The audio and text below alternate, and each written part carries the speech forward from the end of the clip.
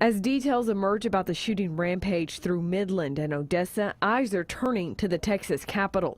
In a tweet Monday, Governor Greg Abbott shared an article discussing expedited executions for mass murderers, supporting the move and writing, quote, "We're working on a legislative package right now," though his office has not said what that package may include.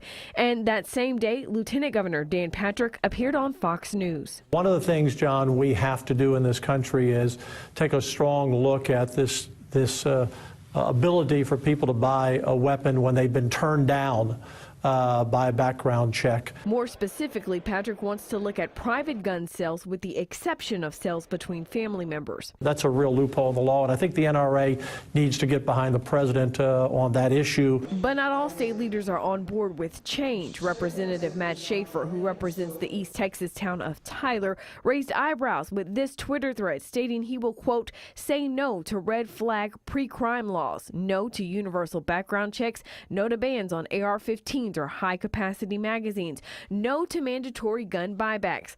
All this to not, quote, diminish the God-given rights of my fellow Texans." If anyone has it good in the state of Texas, it's the gun owner. Ed Scruggs is president of Texas Gun Sense. He says lawmakers should take action, starting with closing gaps and loopholes in the background check system.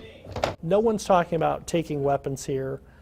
We're just talking about some common sense safety measures. May have something to do. But Matt Makoviak, chair of the Travis County Republican Party, says the challenge for lawmakers is finding measures that balance constitutional rights with public safety. Policies that might be popular in an urban area are not popular in a rural area, but you're going to need members from both areas to come together to seek a consensus. So what I would support, candidly, is something that can get bipartisan support from both parties. This isn't a political issue. That work has started. Governor Greg Abbott has already established 2 working groups to address mass shootings in wake of the El Paso shooting that happened 4 weeks ago.